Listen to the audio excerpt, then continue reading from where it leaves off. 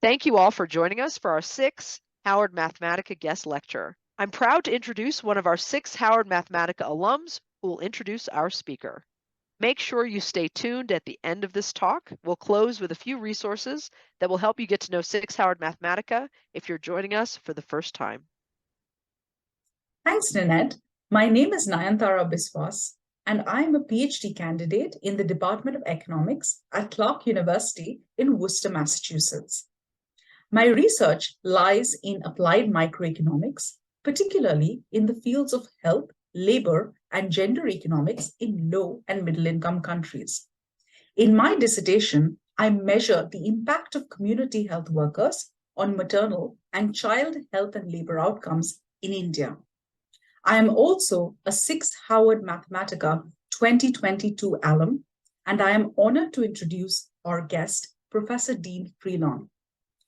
Deen Freelon is an associate professor at the UNC Hussman School of Journalism and Media at the University of North Carolina, and a principal researcher at the Center for Information, Technology, and Public Life. His theoretical interests address how ordinary citizens use social media and other digital communication technologies for political purposes, paying particular attention to how identity characteristics such as race, gender, ideology influence these uses. Methodologically, he is interested in how computational research techniques can be used to answer some of the most fundamental questions of communication science. Freelon has worked in the forefront of political communication and computational social science for over a decade, co-authoring some of the first communication studies to apply computational methods to social media data. Computer programming lies at the heart of his research practice, which generates novel tools and sometimes methods to answer questions existing approaches cannot address. He developed his first research tool, Recal, as part of his master's thesis, and it has since been used by tens of thousands of researchers worldwide. His scholarship has been financially supported by grant makers, including the US Institute of Peace, the Spencer Foundation, the Knight Foundation, and the Hewlett Foundation, and published in top-tier journals, including Nature, Science, and the Proceedings of the National Academy of Sciences. Freelon earned his Ph.D. from the University of Washington in 2012 and formerly taught at American University in Washington, D.C. Welcome, Professor Freelon. The floor is yours.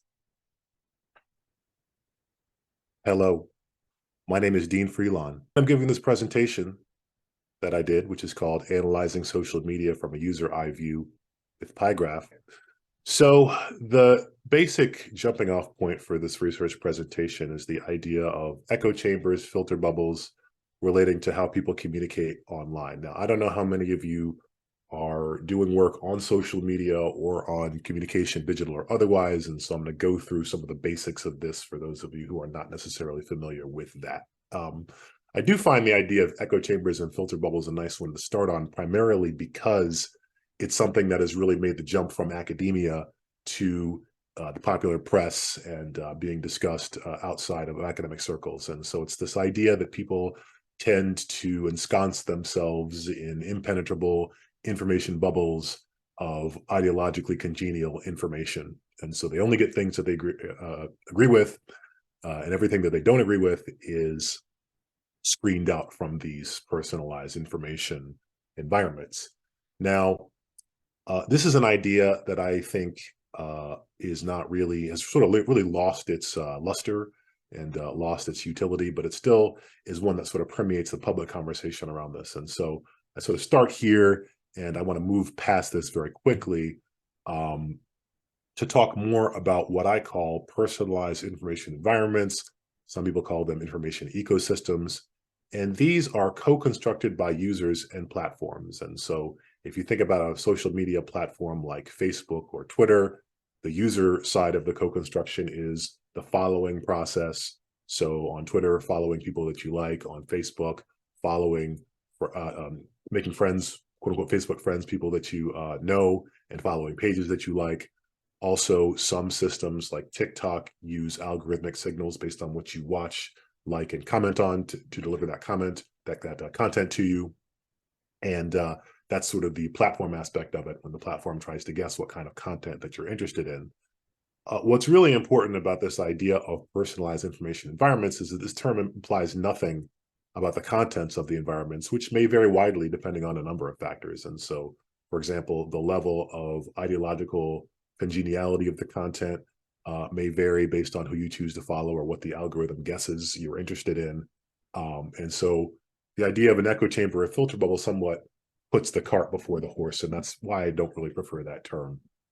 And so I have a couple of citations that trace a little bit of the theoretical pedigree of this idea. Castells is mass self-communication, Dew's is disintermediated, hard to pronounce, media systems, and Gitlin's public sphericals are all theoretical touchstones that I draw on to develop this idea of personalized information environments. And so I come to this idea of the user eye or user-centric view, which lies in contrast to the predominant platform-centric view. And this is not a new concept. I draw a lot on my former American University colleague, Erica Mention-Trevino's idea of vertical data for this, but it is one that I think is really seeing a lot of use, and it's got certainly a lot more popular than it used to be. You could use a fresh coat of conceptual paint, and I'm trying to sort of deliver that as part of this presentation. And so in short, the idea behind the user eye view or user-centric view is to see as the user sees. Now, unfortunately, historically, this has been methodologically difficult and expensive compared to the platform-centric view, which I'll discuss in just a moment.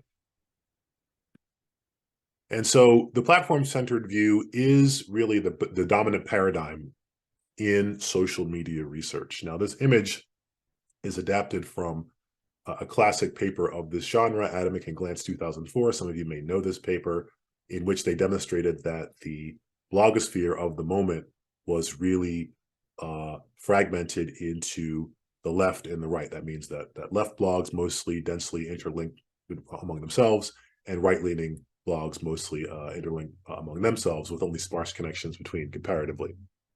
And so even though a lot of the work that we do today is platform centric, and blogs use a lot of different platforms, what this demonstrates is that Atomic and Glance really pulled a lot of data from the sources of where they got this, which would be the blogs that they were looking at. And so people who analyze Facebook and Twitter also pull that data from those platforms, and then they analyze that.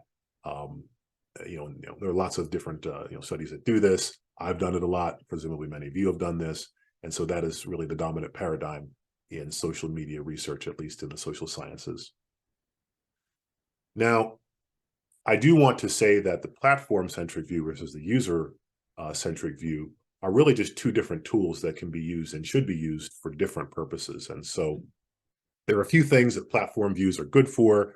If you're interested in particular topics, the platform-based methodology of selecting a keyword or multiple keywords, using those as sample criteria for various social media platforms is really good. You get a lot of data that is primarily based on conversations around those keywords.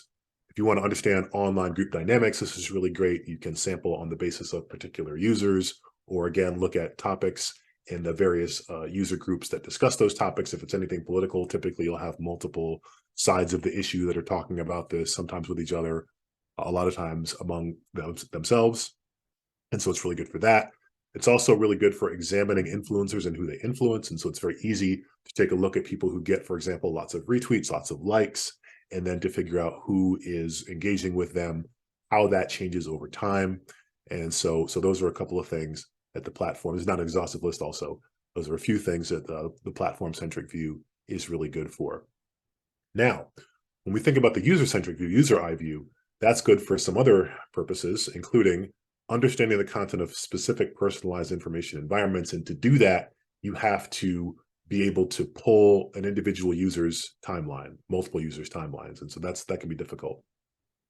And so to be able to see what they see, to be able to get the information that they receive that is personalized for them, you have to use very specific methods to be able to get that. Secondly, determining how information diversity changes over time, the inherent longitudinal nature of the social media experience, and by extension, the social media data allow you to do that, and the basic analytical intuition that at different times, information diversity may change. So for example, during an election year, there may be differing levels of informational diversity that you encounter based on how you've constructed or co-constructed your timeline. And then, of course, one of the things that we try to do in this study is to ascertain the amount of low-fact content in people's streams. This is a really important area of research that lots of people are working on. So it's one thing, for example, to use the platform-centric view to try to determine how much misinformation, disinformation, et cetera, is out there within a given platform. It's quite a different task to look through somebody's timeline and see how much of that content they're actually getting. And that latter task is one of the things that the user eye view is really good at working on. So I want to look at 3 case studies that help exemplify this view. These are alternative systems to the ones that we present. Each one of these has its own advantages and disadvantages. And so I discuss these by way of contrasting what they do and how they do it with the system that I will introduce after I talk about these 3. And the 3 I'll be talking about are Netquest, ComScore, and Nielsen. Collectively, those embody or indicate a set of commercial interests that basically sell their data to researchers and other clients. Then you've got Webhistorian, which is open source, and Screenomix, which I think is neither open source nor a company. It's a project out of Stanford. And I don't know how much they've made their data available to others, but I'll talk about it regardless.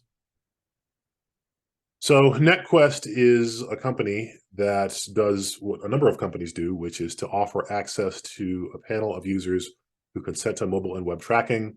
And so these are users who sign up for the system, and they receive some degree of incentive for allowing their data to be sold directly to researchers and other clients. And so what you get if you contract with Netquest is data that consists of web URLs, domains, and timestamps of everything that this panel visited. So you've got a panel of individuals, they're going to Twitter, they're going to Facebook, they're going to Google, doing whatever else it is. And so every time they click on something or they put something in the address bar, then that will pop up in the data that you receive from this panel. And so the researchers see the URL level content of whatever the panelists had visited. And so this can be really good for determining what users are most focusing on in terms of what they click on from social media. But when you go to Twitter, for example, anything that you don't click on, the only thing the researcher sees is, oh, the person was on their Twitter timeline. So it's really good in terms of seeing what people have engaged with by means of clicks, but it's not really good at determining what people have actually seen in the social media timeline, because Netquest and similar types of data doesn't show that. Webhistorian is another tool that is open source and developed by the colleague I mentioned earlier, Erica mentioned Trevino. There's a browser extension for Chrome that reads users' browser histories. This extension collects full URLs and timestamps, and because the user has to install it, there's an element of participant consent that's built in there. It's open source, which is really great. And also it provides visualizations like the one that is illustrated here to end users who want insight into their browsing habits. And so this is the demonstrative one. This is not mine. This is the demonstrative illustration that I got from the Webhistorian website. And you can see with the larger bubbles that this is from someone who visited Google Docs, Craigslist, Yahoo, Facebook, Hulu, and Gmail very frequently. And so this helps give a little bit of insight. And we were inspired by this type of visualization to provide a visualization for people who signed up for our system as well, although unfortunately, due to recent changes in the Twitter API, that is not something that people can view anymore, which is unfortunate. But finally, we'll talk about the Human Screenome project, which is from the Screenomix lab at Stanford University. Very elaborate project here that entails users installing software on their devices.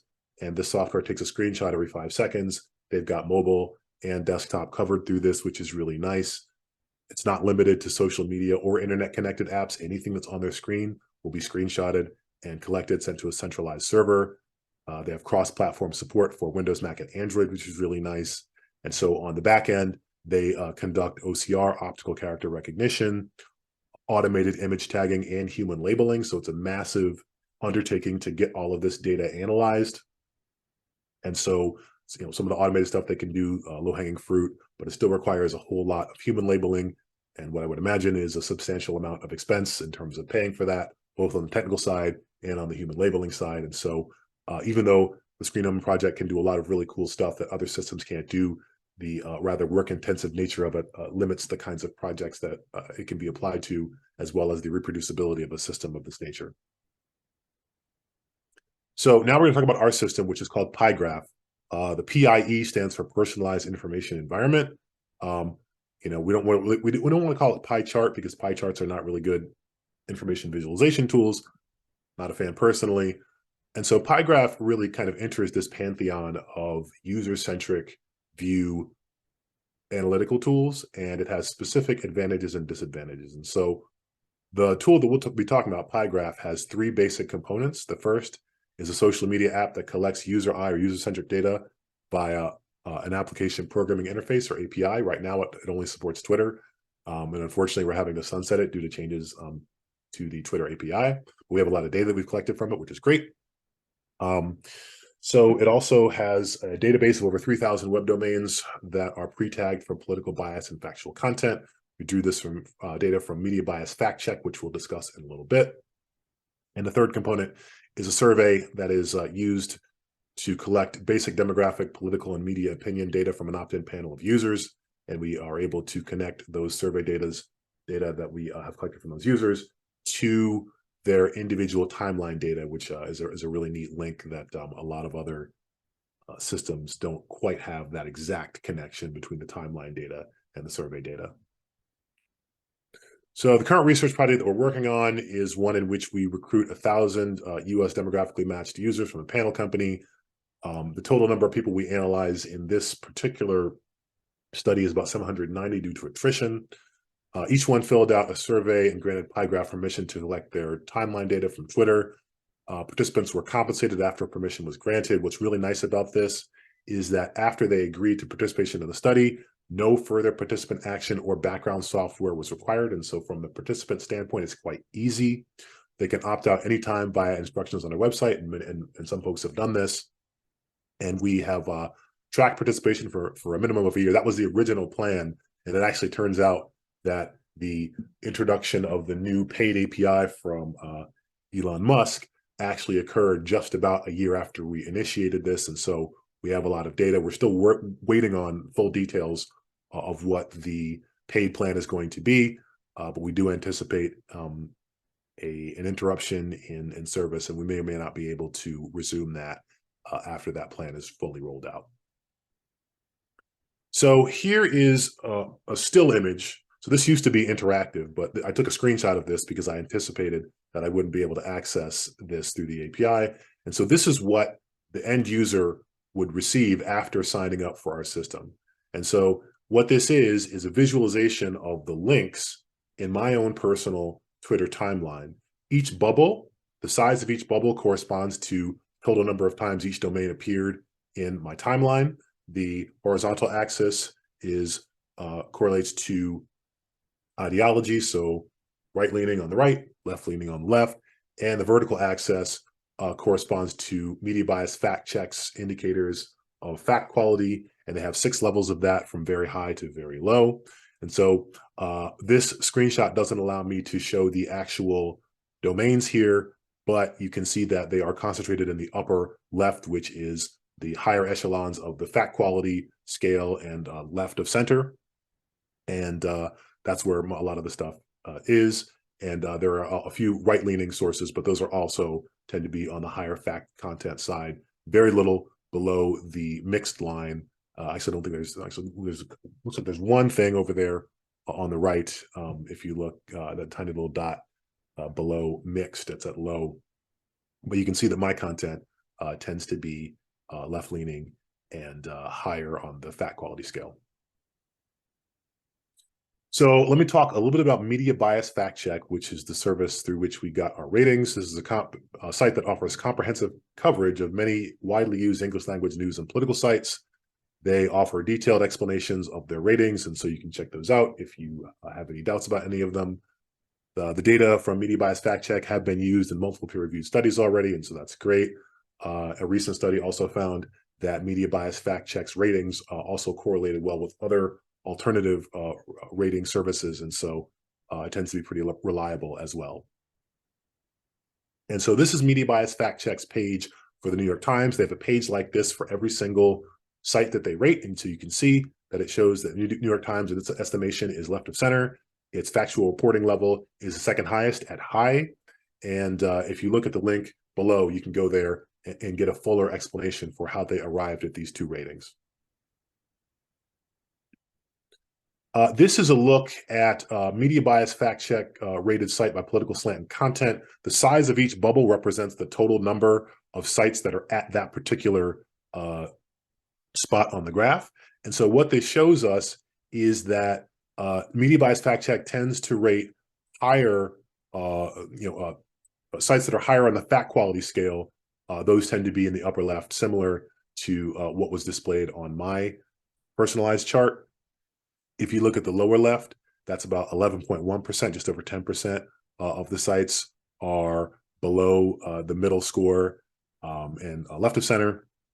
Most of the content that is lower in quality also tends to be on the right side of the ideology scale. So you can see those very, very large and very, very red dots that indicate that there's lots of low quality right content. And there is some high quality right content, but much less than the lower quality right-leaning content at 14% being right of center and above the middle score on the fact quality scale. And then there are a few things on the center right there at 0, political slant. Those tend to be higher in terms of fact quality, and those are mostly things like science and nature and, I think NPR and maybe the Associated Press are there as well. So I want to give a few examples of high quality sites that are from the Media Bias Fact Check data. This is just from the middle of the data set here. You can see that we've got the New York Times, we've got New York Daily News, a few sites that are local in nature. So Northwest Indiana Times, Northwest Florida Daily News, Northeast, I should say Northeast Arkansas Democrat Gazette. And so these are some of the high quality sites or sites that Media Bias Fact Check has rated as high quality, that would be high or very high. Also, NPR is down there at the bottom. So here are some low quality sites. A lot of these are going to be less prominent than the ones that are on the high quality side. Some of these you may recognize: RT News, Russia Today, Sputnik, which is another Russian propaganda outlet, the Gateway Pundit down there at the bottom, low quality. -2 corresponds to very low quality. And some of the other ones are a little bit lesser known, but these are sort of fringe sites that engage with people who are sort of deep into mis and disinformation. So I want to come back to the conceptual level here.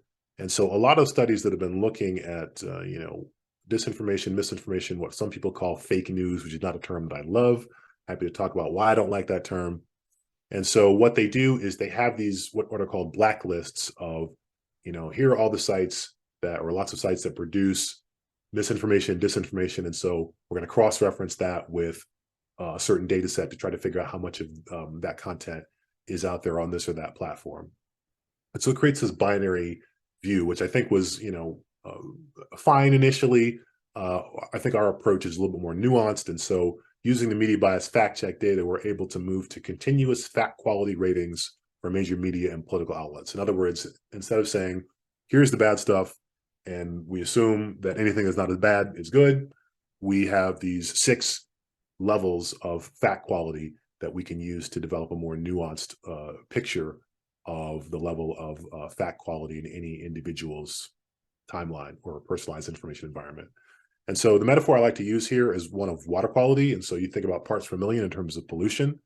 And there are 2 major factors that could affect the fact quality level, right? And so there is each site's level of potential harm and its prevalence. And so if you think, for example, about a site that is high harm but low prevalence, it's really, really bad, but you're not that concerned about it because the overall prevalence is low. But if you think about something else that might be more middle of the road in terms of its fat quality, but it's really, really prevalent everywhere, then that will be something that could potentially spread more harm and more damage, even though its individual level of fat quality might be a little bit higher than something that is the lowest of the low.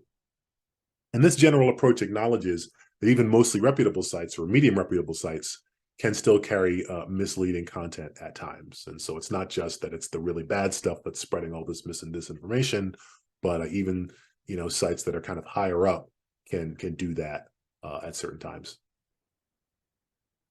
Some basic research questions I'll be looking into for this project. How are mean fat quality and mean ideological bias distributed across participants? How is participant mean fat quality related to mean ideological bias? To what extent do political self-identification and mainstream media habits align with information environment contents?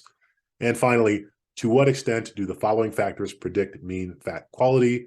We're looking at political self-identification, mainstream media beliefs and habits, conspiracy beliefs, as well as identity factors, including race, age, gender, and location.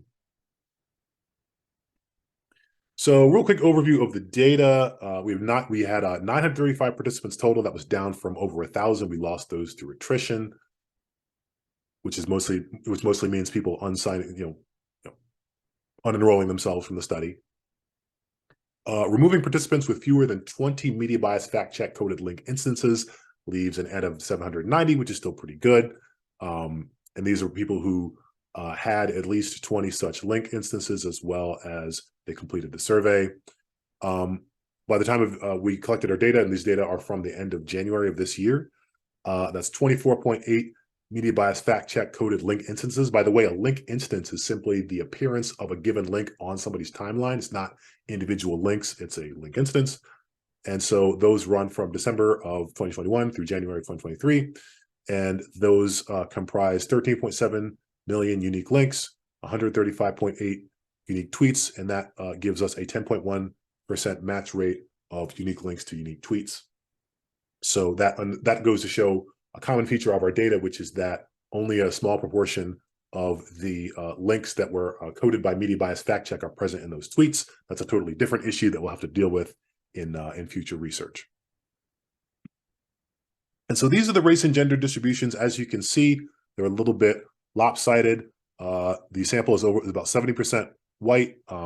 Black people are actually slightly overrepresented at about 16% or so. And then the other categories are quite small. Well, the other category itself is small, and then Hispanic and Asian are rather low. Women are slightly overrepresented at just over 60. Men are about 45. And then there were a couple of folks that indicated that their gender was neither of those, and that's only a very small proportion of our data. Region and age distribution, the South is overrepresented. The others are just hover at around 20%, but a little over 40% of our data are from the South, and that just happens to be the folks that signed up for our study. You look at age distribution, overwhelmingly middle-aged, 45 to 64, biggest category. Second biggest is 25 to 44, and the others are somewhat smaller than that. Left-right ideological orientation, moderate is the largest modal category. Excuse me, as you can see, that's a little bit over 25%. Then you've got very liberal, followed by very conservative, and the rest are somewhat lower than that. Then we've got party orientation. You can see that this one is definitely weighted much more toward the Democratic side than the Republican side, but you still have substantial numbers of folks who consider themselves leaning GOP, moderate GOP, or strong GOP, and then a fair amount of independents as well. This is mainstream media satisfaction. You can see that the modal answer here was satisfied, followed by neither, some level of dissatisfaction, and then very satisfied was actually the lowest category here. Next up, this is mainstream media time spent. Modal category is 30 minutes to an hour, followed by 15 to 30 minutes, followed by 1 to 2 hours, and then it goes down somewhat from there, although some people indicated I don't know, which is kind of a weird answer, but that's what they said. And so now let's get into some conspiracy theories here. So this is belief that the COVID pandemic was intentional. So you can see that the modal answer here at a little over, was that 30, a little less than 35%, definitely not true. But there are a fair number of people who believe in this conspiracy. If you combine definitely true and probably true, that's getting you into the 40% range there. And so this is one that is clearly pretty widespread. And finally, this is belief in the big lie. This is the idea that the 2020 election was stolen from President Trump by individuals still unknown. This one has less endorsement than COVID conspiracies. If you combine strongly disagree and disagree, that gets you well above 50%, but a fair number of people still believe it. You're above 25% or thereabouts if you add agree and strongly agree. And so this goes to show that not all conspiracy theories have the same degree of endorsement. Some are more popular than others. All right. So now we're going to take a look at mean ideology link scores per user. And so what we did is for each user, we took all of their media bias fact check scored link instances and took an average of the ideological scores. So you can see most people fall into the center left slot here, right? So we're at over 50% there. Second highest category, just over 20%, is middle left. And most people have and see only their average score rather is either middle left or center left. Very, very few on the far left, but there are a few whose average scores put them right of center, either center right, middle right, or far right. So this is the equivalent with the mean fact quality score instead of mean ideology. Once again, heavy skew toward the top 3 ratings for media bias fact check. The modal one is mostly factual with almost 45%, then high, and then mixed is actually after that, and then very high. But encouragingly, there are very few people whose average fact quality score puts them at low or very low. So that's very encouraging for us. So at least in our panel, very few people tended to consume a lot of this content. So that should, we should be somewhat happy about that. This is mean ideological bias by mean fact quality.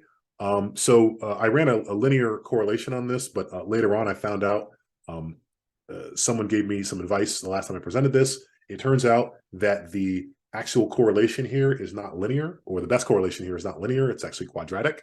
And so that means there's a bit of an arc. And so technically what that means is that people whose average ideology scores were toward the extremes also tended to have average fact quality scores that were lower. So if you're on the extremes, that means that you tend to have lower fact quality scores.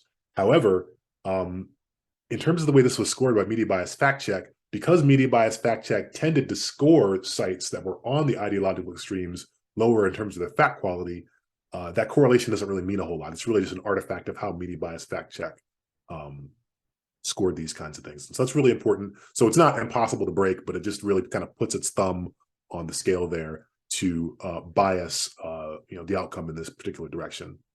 And so that's pretty much something that we would expect based on how media bias fact check tended to score these kinds of sites.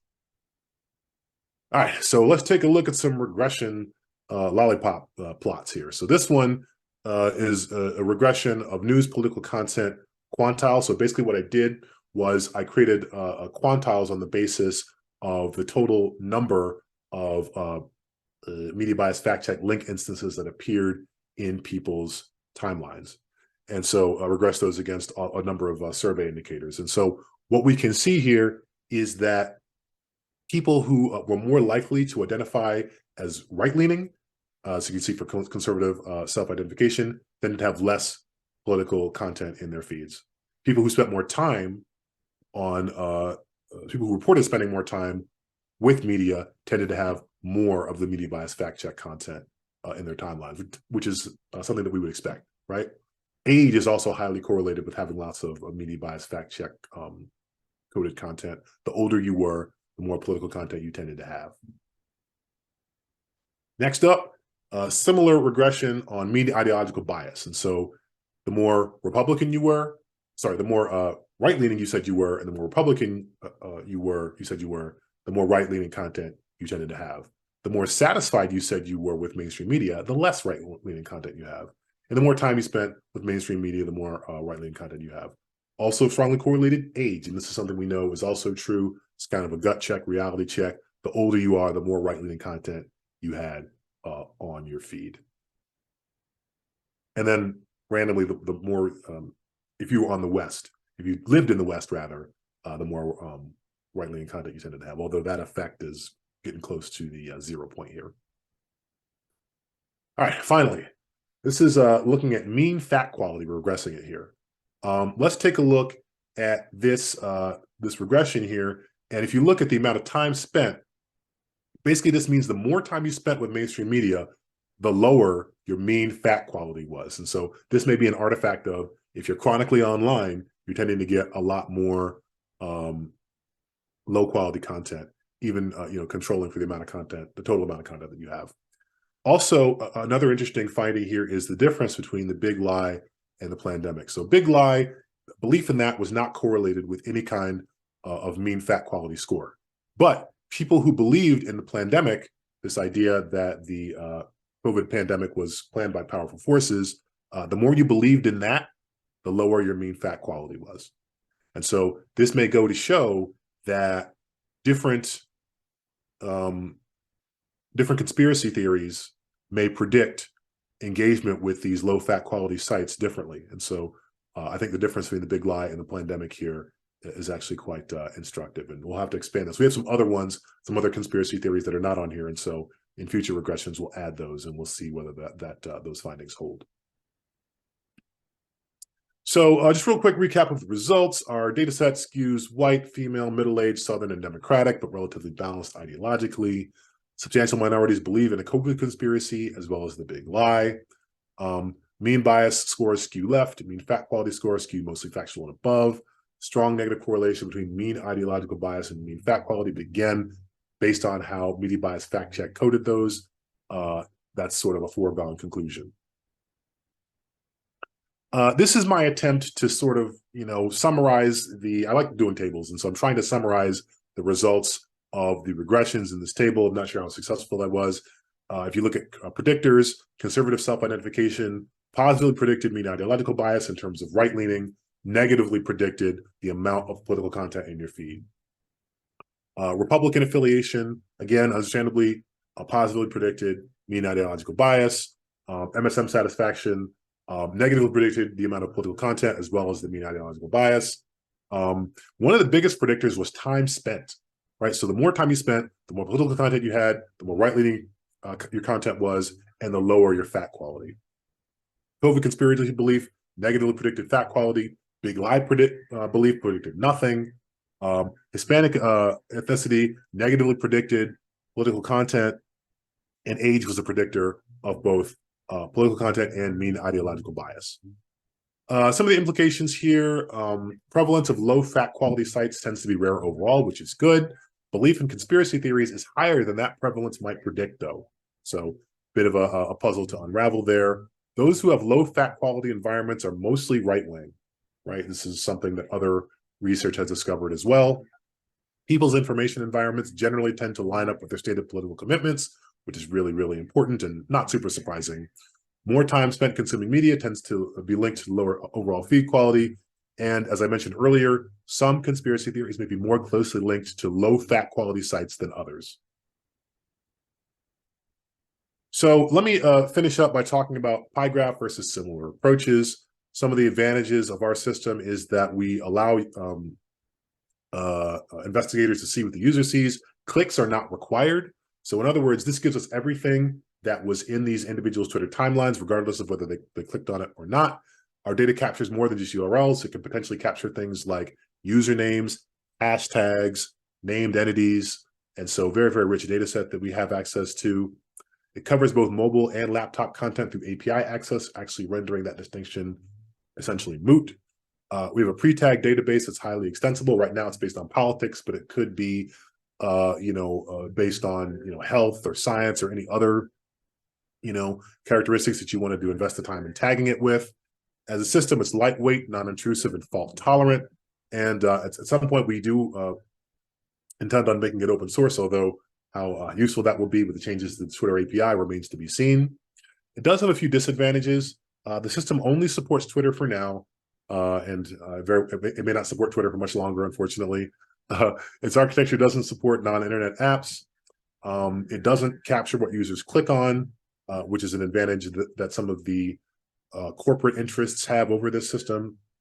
And of course, as we recently saw, our system is vulnerable to changes in corporate data policy, as we saw just last month when Twitter announced the end of the free API, which of course impacted this system as well as every other system that relies on the Twitter API. So these next steps, talking about some of the other research that this data could be used to support. Examples here would be a broader topic classification scheme for domains could allow researchers to analyze how individuals allocate their attention. As we saw, the political content that Media Bias Fact Check covered comprises only a very small proportion of the total amount of content. And so trying to figure out what's going on with the rest of it is a really, really important area for future research. Secondly, a race and gender tag database of users could enable a study of racial diversity in personalized information environments, looking both at individuals and at outlets that are specifically geared toward, for example, the Black community, Asian American community, women, LGBTQ or whatever, would be very interesting. Thirdly, a database of local TV, radio, and print outlets could help us understand how much local versus national news people are encountering. This is a really, really active research area in journalism studies that this kind of database could really help with. And then finally, combining the existing political and fact database with a broad classification of top influencers could reveal alternative routes by which apolitical people receive political content. And so, even if you don't tend to follow these media bias fact check classified sites, you still might be getting political content from celebrities you follow or other influencers, and trying to crack that, I think, is a really, really important, again, area for future research. So I just want to put in one last plug for Seeing Like a User. People are affected by much more than what they click on. For example, exposure to headlines, hashtag, and other inline content can shape people's views. Psychologically, the illusory truth effect and confirmation bias tend to amplify this tendency over time. And finally, I just want to say that PyGraph and other user eye or user-centric approaches are complementary. This is not meant to be the end-all be-all, but yet another tool that will help people collect data about the personalized information environments in which we as a society tend to spend increasing amounts of time. And that's it. You can email me about this. I think that PCAD site probably won't be working for much longer, but you can check it out, I guess, if you want to. Lots more stuff at the website. And you can also check me out on Twitter. So thank you very much. Thank you for joining us, Professor. I know our participants are looking forward to live Q&A and office hours with you during the Institute this summer. Thank you all for watching. For more information on SICSS-Howard Mathematica, visit our website, follow us on social media, and join our email list.